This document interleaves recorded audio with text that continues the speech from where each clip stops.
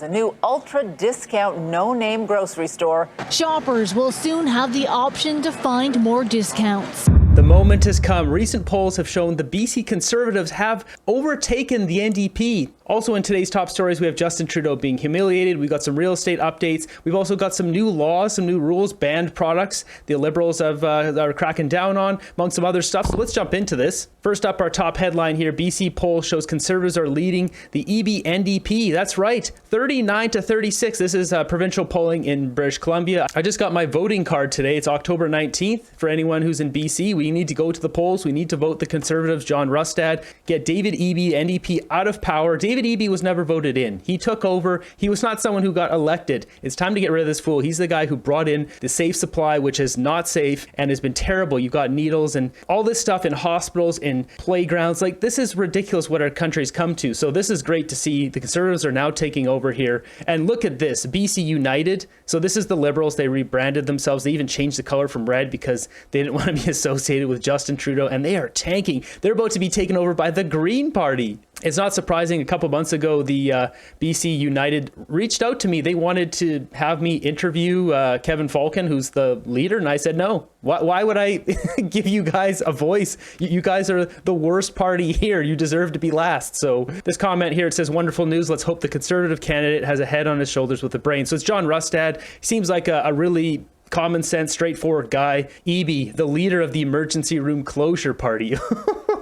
So I've got a story here on that. So related to that comment, somebody sent me this one here. It says, neighbors help BC senior frustrated because of the ambulance wait. So basically in Williams Lake, this woman fell, she dislocated her shoulder, she called for an ambulance, and what does it say here? She waited like something like an hour and a half, and then they said they weren't coming. Yeah, waited an hour, and then before learning the ambulance wasn't gonna show up. This is disgraceful. They got no ambulances at Williams Lake. So basically these neighbors came over and helped put her in this van and took her to the hospital. Like, our country's just falling apart here. Next up, we got Captain Schmuck here. He was supposed to meet with Muslim leaders in Quebec, but it was called off because many of them invited refused to attend.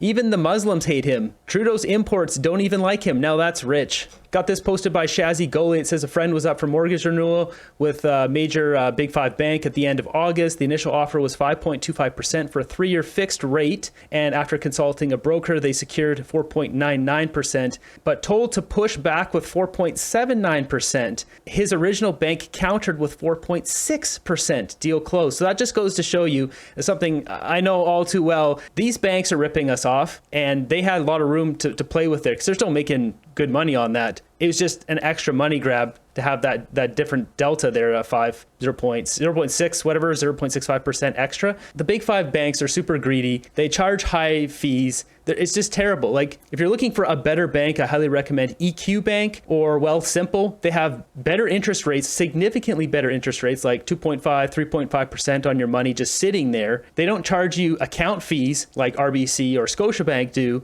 It's easier to set up a GIC or an investment account. Like Wealthsimple is directly attached to their whole investing platform, whether you want to do stocks or crypto. There's just no reason to go with RBC. Like, if you want to invest in RBC, you got to talk to some person, go do a meeting. Like, it's ridiculous. And they charge you these high fees, virtually 0% interest on your money.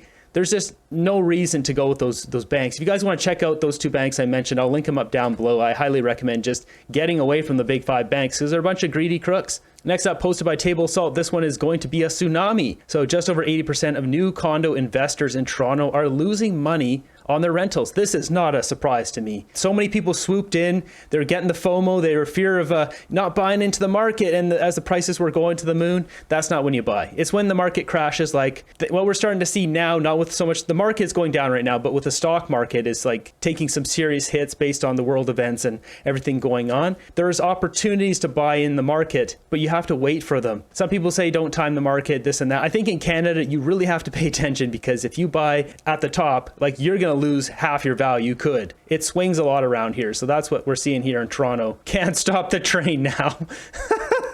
Next up, posted by Kirk, we've got Calgary has the highest unemployment rate in Canada. Every job fair, even for minimum wages, attracts thousands of people, and Calgarians can't find a job. Meanwhile, here's a map of all the TFW, the temporary foreign worker, and the LMIA. These are the government approved. You send in a request and then the government, approves for a foreign worker, which I'll show here. I have a map of that. Scams that aren't hiring locals. Why are politicians not speaking up? So if we take a look at this, these are basically, we got high wage and low wage, yellow and red. So that's primarily what we're looking at here. And so what we've got here is the LMIA. These are the requests that business owners have to send to the government, say, hey, I can't find anyone to fill this job. I'm requesting someone foreign to work here. That's what that is. Someone has gone in and made a map here, which you can find at lmiamap.ca, which is brilliant. And so you can just search around. Right now it's set to GTA. If we go to Alberta, go over here, you can see exactly that. And you can see all the jobs. And so these are all the companies that have posted, hey, we can't find someone to fill this position in Canada, so we need to hire someone out of Canada. Probably bullcrap for the most part, because there's so many people who need jobs.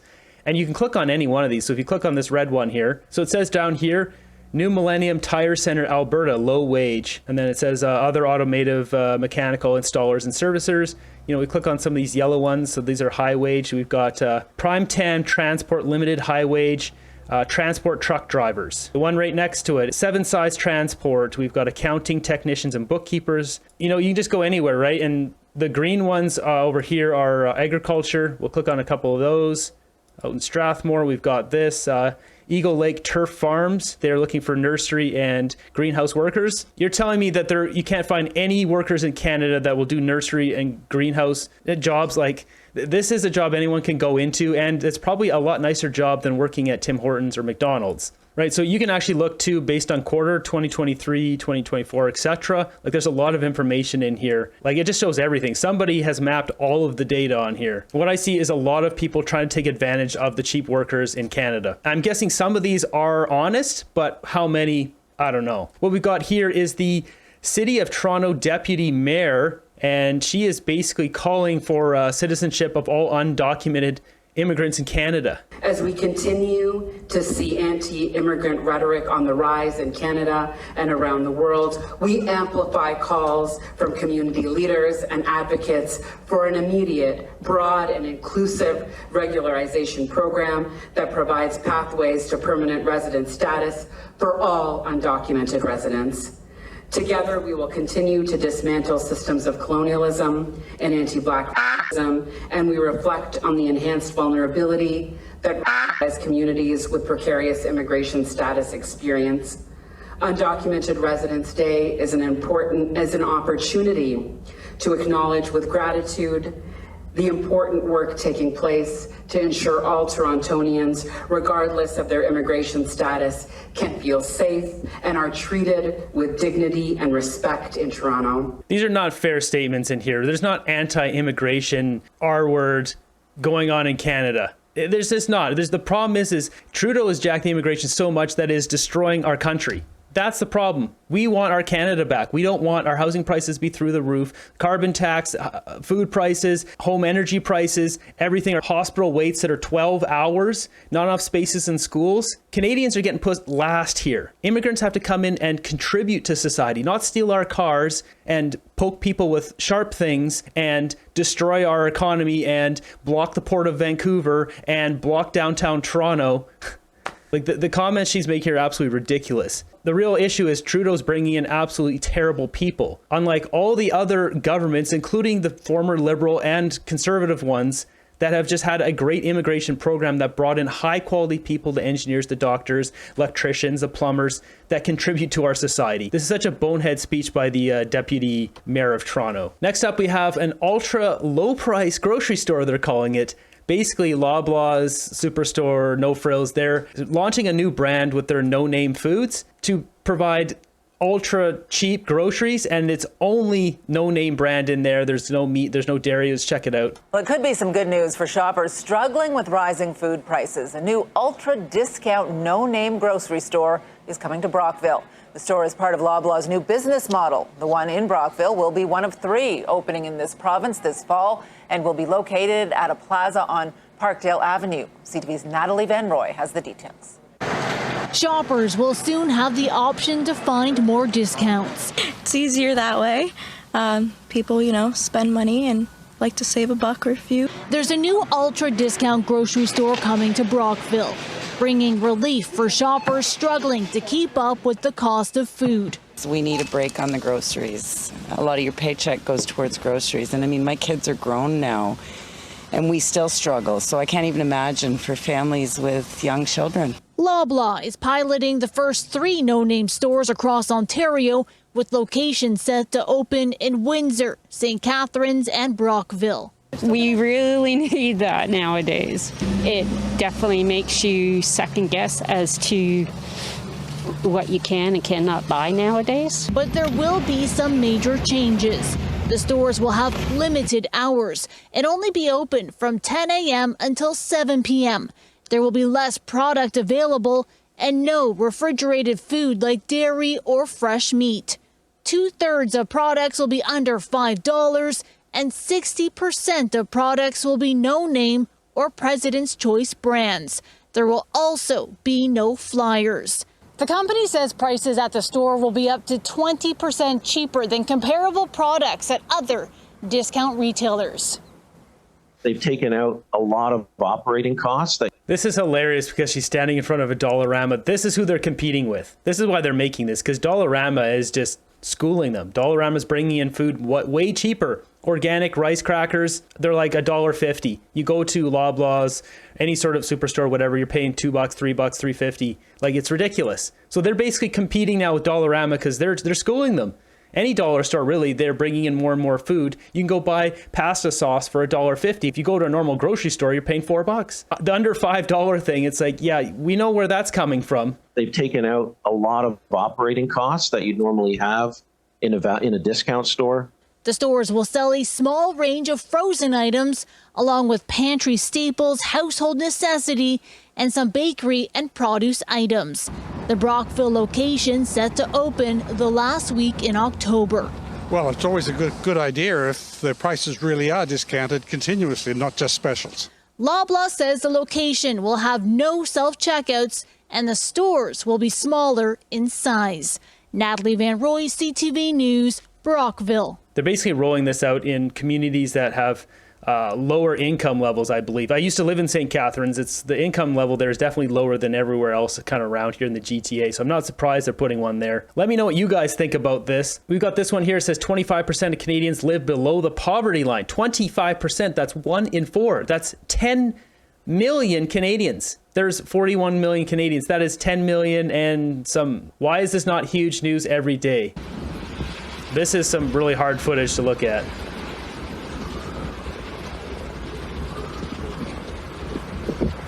These are people forced out of their houses.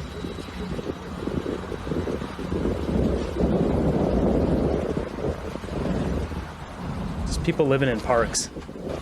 Pretty much every city you go in, you'll see this now.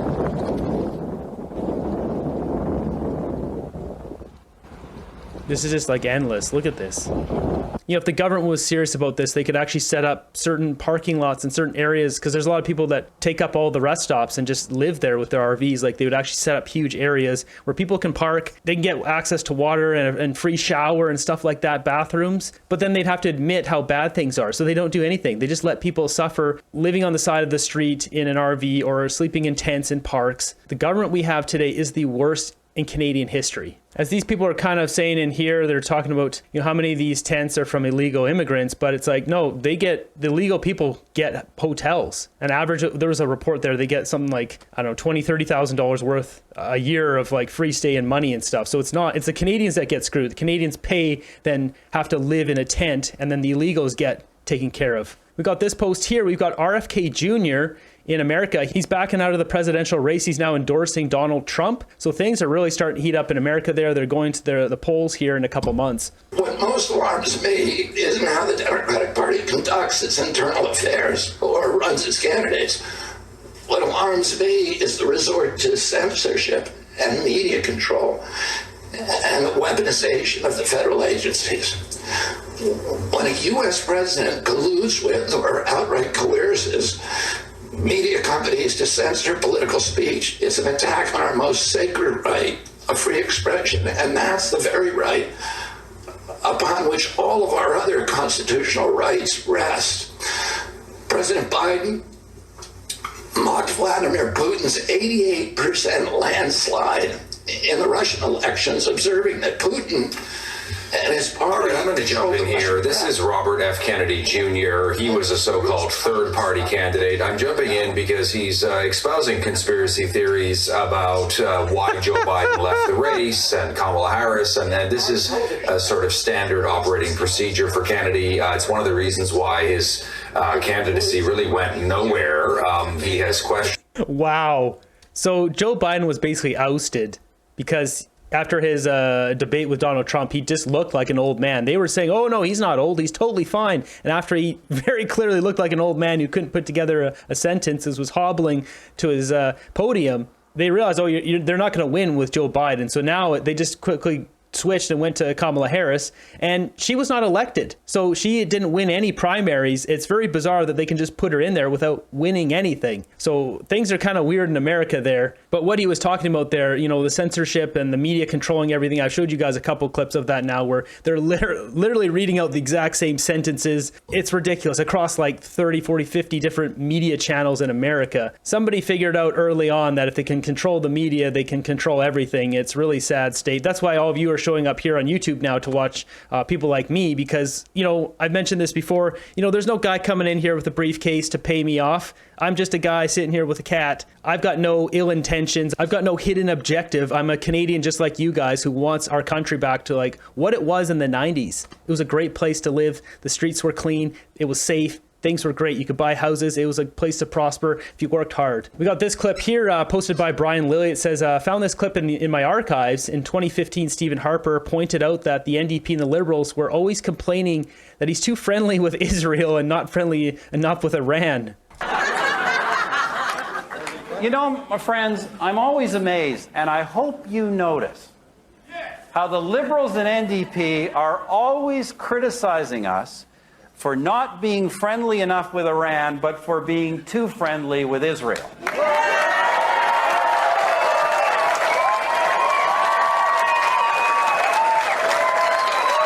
Yeah, it's interesting how that's aged, right? It's just pointed out exactly what's going on today. Trudeau letting his pterodactyls swoop down through the streets and wreak havoc, and no charges ever laid to them. Jumping over to my group here, let's check out some memes. First off, frauds. I mean, really, we could put a lot more liberals in here, but this gets the basis of it. The Simpsons have done it again. Liberals go hog wild on immigration, hoping to secure victory in 2029 and beyond. Despite them bringing in millions of people, they can't bring in enough. They can't. It's not going to happen. They're going to lose. Why is it called selfie instead of narcissistic? I mean, if Trudeau had his way, he would probably name it after himself. Speaking of which, the left's knight in shining armor. How I imagined evil as a kid. How it actually looks. Things are changing here in Canada, and we're seeing it. Liberals had a strong hold over BC for a long time. Eventually, it's flipped over to NDP, and now the Conservatives are leading in the polls. The Conservatives will win this, but we need to get everyone out to vote. So make sure if you got friends out in BC, tell them they need to vote BC Conservatives, John Rustad. We got to get David Eby out of power. We don't want him testing out his dangerous policies in our province anymore. And how about getting rid of the carbon tax in BC? We've had it here for far too long. We don't get rebates. And if Eby stays in power, he's just going to keep it in there. So we got to get John Rustad in there, get rid of the carbon tax. Pierre Poilievre will cut it nationwide. And then it'll be up to Quebec to elect some new leadership there and get rid of the carbon tax there. So maybe get Canada back on track. Do you think the BC election will come down to just a few percentage points like we see in the polls today? Or will it be a landslide victory by the time October comes around? If you guys want to check out something a little bit more relaxing after this stress-inducing Trudeau madness, I've got a silent hiking video that I'll link up right here. Some peaceful boot steps in the forest. I'll see you guys in the next one.